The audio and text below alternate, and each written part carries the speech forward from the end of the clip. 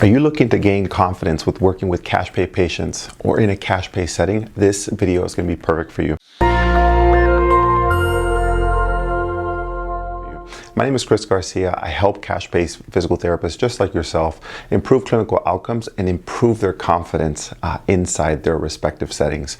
Confidence is something that can be improved over time, and I think a lot of cash-based physical therapists, they come from an insurance-based setting or maybe even PT school, and they bring over a certain flair, a certain confidence when it comes to patients. And while you may think that your current skill set, your current confidence is enough, I will tell you, after working with cash pay patients for over a decade, I've grown to 3 locations and over 15 staff with only a cash-based setting. I can tell you that I've mentored thousands of physical therapists that they come in and approach with that same PT mindset or insurance-based mindset, and they get eaten alive by these cash pay patients. And why? Because of expectations that this is going to be easy, I can just cruise and it's not going to be a problem. And a lot of times when they face patients that one have clinical diagnoses or conditions or impairments that they've never managed before, they get frazzled and it knocks you off your seat. And the problem is that anytime you enter a cash pay setting, these diagnoses, these conditions, these people, they're different. Why? Because they've already been through everything that you've been used to.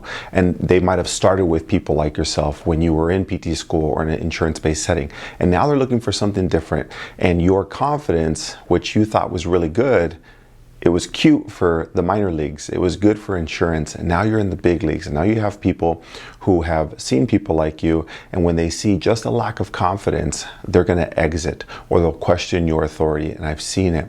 And one of the things that you have to do is you have to gain that confidence, and there's a couple things that you can introduce inside your clinical practice that will dramatically improve your confidence just right from the get-go. Even if you don't feel 100% like you display it, one of the things that you can do is help that person understand how confident you truly are.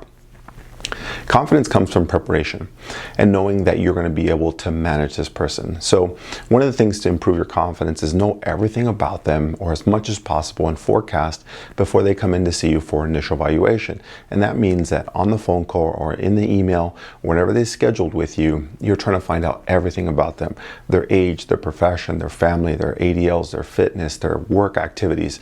And then what you can do is you can break all of those factors down and say, I understand where this person's going to have a lot of stress. Maybe they have a sitting desk job. Maybe they work out only twice a week, and maybe they have 4 kids. You can tell that this person isn't working out as much as they need to, and they have a lot of stress going on at home.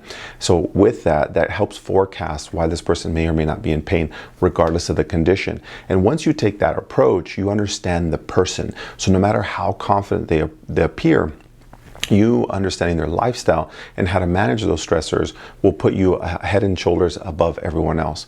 That's one tip. The second one is to always make eye contact when you're talking to that person. The minute that you take your eyes away from them, they understand that maybe you might not know what you're talking about, you're thinking, you're processing, and there's nothing wrong with those things.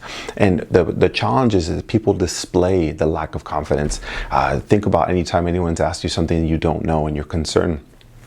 You start looking around, you look down, and there's nothing wrong with processing, but ultimately looking at someone in the eye, and if you don't have the answer, having a single response. That's a fantastic question. I don't have an answer for you right now, but I will have an answer for you before the next session. Within 24 hours, I will talk to respective colleagues and I'll find an answer and I'll shoot you an email.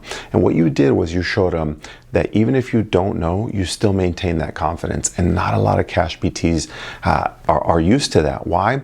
Because you didn't have those type of people in an insurance-based setting, because they were willing to settle for inferior care. They were willing to pay for something super low or super cheap. They were shopping in Walmart before, now they're coming over to a higher end.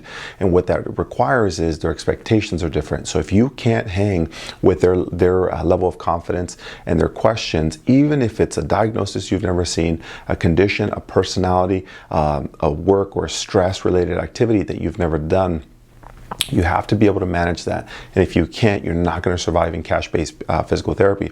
So if that's you and you're stuck, one of the first things I can tell you is over-prepare. Over prepare, and you have to find out as much information about them, about the human, and not their condition. And that's the problem that people come into in a cash-based setting. They obsess about the knee, they obsess about the hip, the ankle, all the impairments. But as we know, pain is a response to undue stress.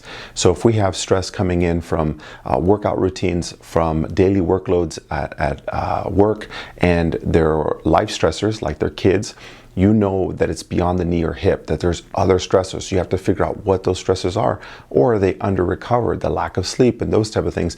If you don't understand or address those level of stressors, your impairment-based approach will only have so much of an effect. So if you really want to put an entire package together for somebody and display that confidence, over prepare, understand who they are as a person, not just their impairments. And secondly, is display that by maintaining eye contact and being firm about not knowing every single answer. And it's okay. People are looking for solutions. They understand that you might not have all the answers, but they're looking for somebody to fight for them, to fight for a condition, to find solutions for them, because Google didn't do it, YouTube didn't do it, their primary care didn't do it, and there are 4 other physical therapists couldn't figure that out. So they're coming to you because they want to know, can you help them? And you have to be able to display that confidence. If you're stuck and you feel like you don't have that confidence, those are 2 to 3 things that you can implement today to show people that you are the clinical expert in your community in that cash-based setting. I hope this helps on your journey to improving patient outcomes and patient satisfaction. Hi, if you found this video helpful, please give it a thumbs up. Don't forget to subscribe and hit the bell notification for my weekly tips on treating cash pay patients, becoming that expert in your community, and thriving in business. Thanks, and I'll see you soon.